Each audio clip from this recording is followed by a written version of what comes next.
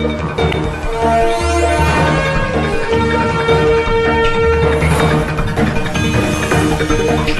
परिसरातील घडामोडी पाहण्यासाठी पाहत रहा आमची निवडणूक लढवत आहात. एक बंडखोर म्हणून पक्षातून हकालपट्टी केलेली आहे, काय सांगाल? गेल्या म्हणजे कालपासून मी ऐकतोय ठाण्यामध्ये परवा रात्रीला काहीतरी एक पत्र जाहीर केलं. ठाणा शहर अध्यक्ष विक्रांत चव्हाण, प्रभारी अध्यक्ष, सगळ्यात महत्त्वाचं म्हणजे प्रभारी अध्यक्ष, ते स्वतः अध्यक्ष आहेत की नाही मला जरा त्याची खात्री करून घ्यावी लागेल. आणि दुसरी गोष्ट महत्त्वाची की जे त्यांनी असं म्हटलेलं आहे त्या पत्रामध्ये की 16 लोकांनी महाराष्ट्र राज्यामध्ये बंडखोरी केली आहे. तर 16 पैकी आम्ही किती लोकांनी का बंडखोरी केली आणि कशासाठी केली याचा विचार होणं गरजेचं आहे. आणि दुसरी गोष्ट महत्त्वाची की ठाणा शहर अध्यक्ष जे प्रभारी अध्यक्ष आहेत त्यांना आम्हाला कमी करण्याचा प्रश्न येत नाही, 6 वर्षांनी निलंबित करण्याचा प्रश्न येत नाही. कारण आमची नेमणूक ही ऑल इंडिया काँग्रेस कमिटीने केलेली आहे.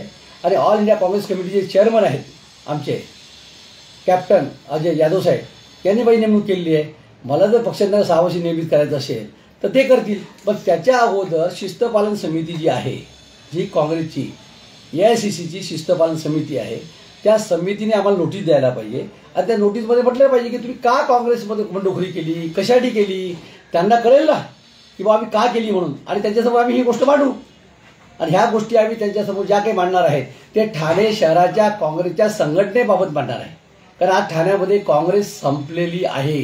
कारण काँग्रेस दुसरा कोणीतरी चालवतो. ह्या गोष्टी जेव्हा माझ्या लक्षात आल्या, कारण काय की ज्या वेळेस फॉर्म भरायचा वेळ होता, तिकीट मागण्याची वेळ होती, त्यावेळेस यांनी जाहीर केलेलं आहे सगळ्यांनी की नाही आपल्याला तिकीट मागितलं पाहिजे. आणि 19च्या निवडणुकीमध्ये 2 जागा आम्हाला 2 राष्ट्रवादीला दिल्या होत्या. त्याच्यापैकी ठाणे शहरची 3री जागा आहे. ही जी जागा आहे ही जागा यांनी मनसेला दिली होती राष्ट्रवादीनी. यावेळेस काय झालेलं आहे की गोपनीय अहवाल, असं माझं मत आहे बरं, माझ्या माहितीनुसार गोपनीय अहवाल जो आहे तो अहवाल असा गेलेला आहे की ठाणे महानगरपालिका क्षेत्रामध्ये जर उद्या महानगरपालिका कार्यकर्त्याला विचारात घेतल्या गेलं नाही. माझा आरोप आहे की या ठाणे शहरामध्ये गेले 40 वर्ष काँग्रेसची सत्ता होती देश स्वतंत्र झाल्यापासून. आणि 1986 नंतर जी गर्दी लागलेली आहे ती आजपर्यंत कायम आहे. याला जबाबदार कोण आहे? प्रदेश काँग्रेसचं नेतृत्व. कारण नेतृत्व फक्त विचार काय करतो, रॅशन, यांना रॅशन पुरवणारी माणसं पाहिजेत. माझा आरोप आहे प्रदेश काँग्रेसला की या नेत्यांनी फक्त काँग्रेसच्या ठाण्याच्या आमच्या कार्यकर्त्यांचा वापर करून घेतलेला आहे. ठाणा हा मुंबईच्या म्हणजे सीमेला लागून असल्यामुळे मुंबईला ज्या वेळेस काँग्रेस कार्यकर्त्याची गरज भासते त्यावेळेस त्यांनी आम्हाला बोलवलेलं आहे. जिंदाबाद मुर्दाबाद करून घेतलेला आहे. आणि जो पैसा देऊ शकतो, जो रॅशन पुरवू शकतो नेत्यांना, काही नेते आहेत ना, समजलं काय, त्याच्यामुळे काँग्रेसची व्यवस्था एवढी खराब झालेली आहे ठाण्यामध्ये की आज ठाण्यामध्ये कार्यकर्ता जो निष्ठावंत आहे पण तो बोलू शकत नाही. पण मी 2024च्या ह्या विधानसभेच्या निवडणुकीच्या मार्फत मी जे काँग्रेस निष्ठावंत बंडखोर अपक्ष उमेदवार म्हणून आज लोकांच्या समोर जातोय ते फक्त राहुल गांधी, सोनिया गांधी यांचे विचार घेऊन जातोय. सर, तुम्ही सांगितलं की ठाणे शहरामध्ये काँग्रेस संपुष्टात आलेली आहे आणि काही काँग्रेस नेते बोलतात की कोकणामध्ये आणि ठाण्यामध्ये काही नेते मंडळीच काँग्रेस संपुष्टात करण्याचा हे करतायत, घाट घालत आहेत त्याबद्दल, आणि म्हणून तुम्ही बंडखोरी केल्या आहे असं कळतंय. साधा आणि सरळ प्रश्न आहे. तुम्ही आज एवढं बघताय ठाण्यामध्ये, आज 40 वर्ष तुम्हाला सुद्धा झालेली आहेत, पत्रकारिता तुम्ही करताय. ठाण्यामध्ये काँग्रेस जिवंत होती, 1986ला जिवंत होती, 92 पर्यंत जिवंत होती. ठाणे महानगरपालिकेमध्ये आमचा 92ला शेवटचा महापौर झाला. तेव्हापासून आज 28 वर्ष झाले ठाणे महापालिकेत आमची सत्ता नाही. मग सत्ता कोणी घालवली? हे जे 4-5 भंगार नेते आहेत ठाण्यामधले, मी भंगार बोलतो यांना, ज्येष्ठ आहेत पण ते भंगार आहेत. त्यांच्या घरी जर तुम्ही विचारलं ना घरच्या लोकांना की आपला नवरा कुठल्या पक्षाचं काम करतोय तर त्यांना माहिती नसणार. ते फक्त त्यांच्या खिशात गांधी बघतात, त्यांचा गांधीपुरता विचार होतो. काँग्रेस संपवली, कोणी कार्यकर्त्यांनी संपवली. आमच्यासारखा कार्यकर्ता आजही शिकावर घ्यायला तयार आहे. आज मी लढतोय, माननीय मुख्यमंत्री महाराष्ट्र राज्याचे त्यांच्या विरोधामध्ये लढतोय. मी कोणी सुपारी घेतलेली नाही, मी कुठे जातीपातीचं राजकारण करत नाही. पण माझी डोळ्यांनी बघतोय की काँग्रेस ज्या पद्धतीने संपवण्याचं कारस्थान चालू आहे ते संपवू देणार नाही. कारण काँग्रेस आमच्या रक्तात आहे. मला काढलं 6 वर्ष निलंबित केलं, मला वाटणार नाही, पण निलंबित हे करणारे कोण? पहिले हे निलंबित झालेले आहेत, यांनी याचा विचार करावा. आपण किती काँग्रेस मोठी केली ते बघावं. दुसरीकडे बोट दाखवणारे 4 बोटं आपल्याकडे आहेत. हा विचार काँग्रेस नेतृत्वानं करावा. सर, काँग्रेसच्या काही नेत्यांवरती पैसे घेतल्याचा आरोप करत म्हणून बंडखोरी केली असं काही ठाणे शहर काँग्रेसचे अध्यक्ष बोलत आहेत. हो, मी काल बघितलं ते. मी ते तुमचं लाईव्ह बघितलं, पत्रकार परिषदेत बघितलं आणि त्या पत्रकार परिषदेमध्ये लिहिलं हे म्हटलेलं आहे त्याच्यामध्ये. याच्यात म्हटलेलं आहे की बा 2-4 कोटी रुपये आशेरकडनं घेतलेले वगैरे वगैरे. आता जोपर्यंत त्याचा पुरावा नाही तर मी मला बोलता येणार नाही. पण परिस्थिती अशी आहे, घेतले का नाही एक शंका निर्माण झाली ना. कार्यकर्ता जो निष्ठावंत आहे त्याच्या मनावर शंका निर्माण झालेली आहे. पण सुरेश पाटील खेडे हा जो कार्यकर्ता आहे हा फाटका कार्यकर्ता आहे. हा फार लाड कार्यकर्ता आहे. हा झोपडपट्टीत राहणारा कार्यकर्ता आहे. फार मोठा कार्यकर्ता नाही. मी पैशाच्या गमता मारत नाही. कारण काही लोकांनी सांगितलं की माझ्याकडे 2-2, 4-4 कोटीच्या गाड्या आहेत फक्त. माझ्याकडे मोटरसायकल पण नाही, सायकल पण नाही, समजलं काय. पण मी काँग्रेसचा निष्ठावंत आहे. मी गोल्डन गँगचा मेंबर नाही. आलं लक्षात. ठाणे महापालिकेत हे जे 4-2 लोक 28 वर्षापासून राहतात ना, समजलं काय, यांनी एवढी माया कुठे जमा केली हो. यांचे बिझनेस काय आहेत प्रत्येकाचे विचार करा तुम्ही. अहो का घमिले फावडे येऊन नाक्यावर उभी होती काय? नाही ना. हा जो पैसा आहे कमवलाय महापालिकेत कमवलेला आहे. त्याच्यामुळे मी पैसा कमवला नाही, पण मी माझ्या मेहनतीचा पैसा आहे. माझ्याकडे 16 एकर बागायत आहे, पण मी मोठेपणा करत नाही. माझ्याकडे 16 एकर लिंबू आहे साहेब माझं. आलं का लक्षात. हां, माझं मंगल कार्यालय आहे अकोल्याला, मी बांधलेलं आहे. हां, मी एका शाळेचा डायरेक्टर आहे, ज्युनियर कॉलेज सिनियर कॉलेजचा औंध्याला विक्रमगडला.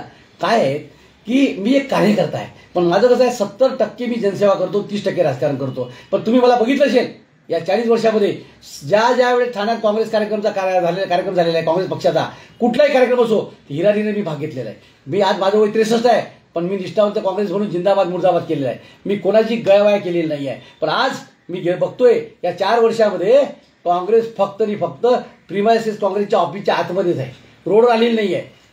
मला कोणावर टीका करायची नाही, टिप्पणी करायची नाही आहे. पण जो करतोय ना त्याने दुसऱ्याकडे बोट दाखवू नये. त्याने सांगितले की ओबीसीची मतं खाण्यासाठी. अरे बाबा मूर्खा, मी ओबीसीची मतं खाण्यासाठी नाही आहे उभा नाही आहे.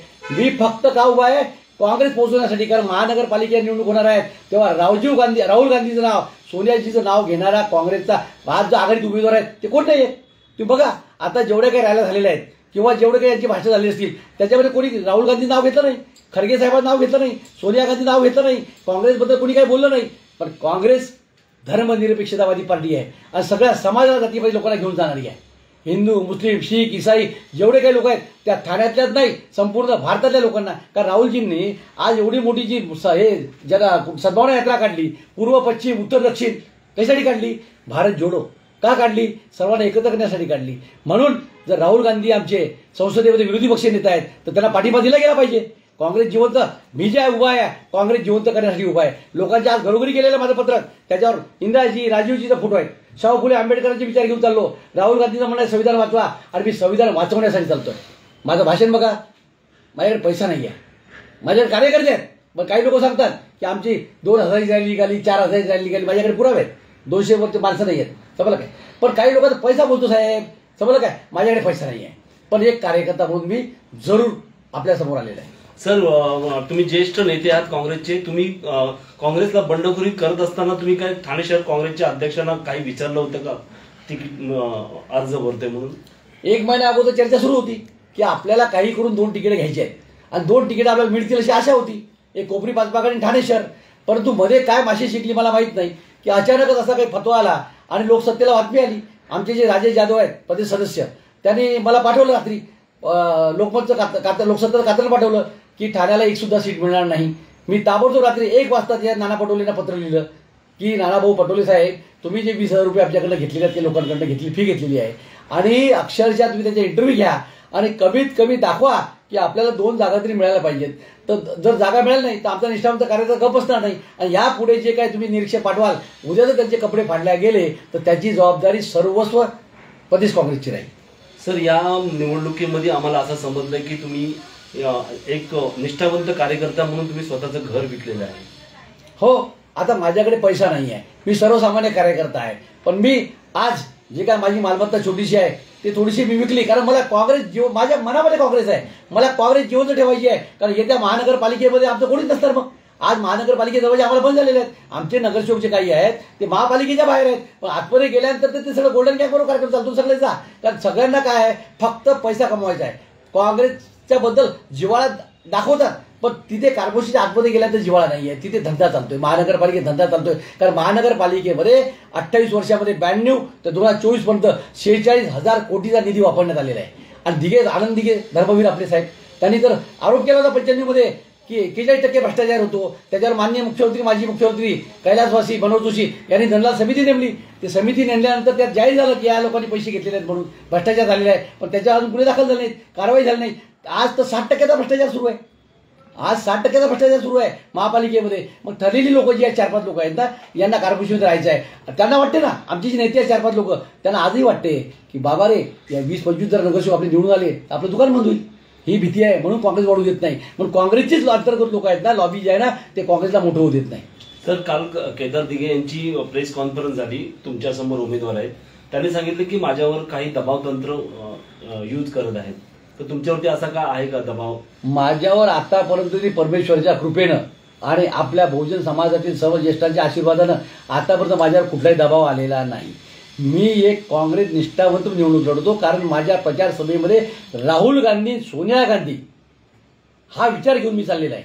मी अपक्ष फक्त नावाला आहे, निशाणी माझी रिमोट आहे, पण झेंडा माझा तिरंगा आहे, देशाचा झेंडा आहे. मी काँग्रेस घेऊन चालतोय, आजही काँग्रेस घेऊन उद्याही चालणार आहे. त्यामुळे जे काय केदार दिघेबद्दल आपण तो प्रश्न विचारलेला आहे, जे आता आमचे उमेदवार आहेत आघाडीचे, मला एवढीच त्यांना नम्र विनंती का सगळ्यांना, माझ्या ठाण्यातील जनतेला, कोपरी पाचपाकडी विधानसभेच्या सर्व मतदारांना माझी विनंती आहे की केदार दिघेंचं जेवढं वय नाही तेवढं माझं आयुष्य काँग्रेस जिंदाबाद मुर्दाबाद करण्यात गेलेलं आहे. मग हा विचार जनतेने करावा आणि हाच विचार उभाटाने करावा. माननीय उद्धवजी ठाकरे साहेबांनी आज सुद्धा एवढं एक काम करावं की बाबा पाटील खेडे प्रामाणिक माणूस आहे, तत्वावर चालणार आहे, काँग्रेसच्या ध्येय धोरणाला खतपाणी घालणार आहे, आघाडीबरोबर चालणार आहे, पवार साहेबांचे विचार घेऊन चालणार आहे. आपण ना मदत का करू नये, अजून वेळ गेलेली नाही आहे. त्यांनी मला पाठिंबा द्यावा आणि केदार दिघेला सांगायचं की बाबा तू आज ना पुढे मोठा होशीलच ना, नाही काय. परंतु आज सुरेश पाटील खेडे, सुरेश भाऊ तुळशीराम पाटील खेडे यांची निशाणी रिमोट आहे. या रिमोटचं बटन दाबा आणि त्यांना मदत करा. आमची मुंबई, आवाज महाराष्ट्राचा. आमची मुंबई न्यूजला लाईक करा, शेअर करा, कमेंट करा आणि सबस्क्राईब करा.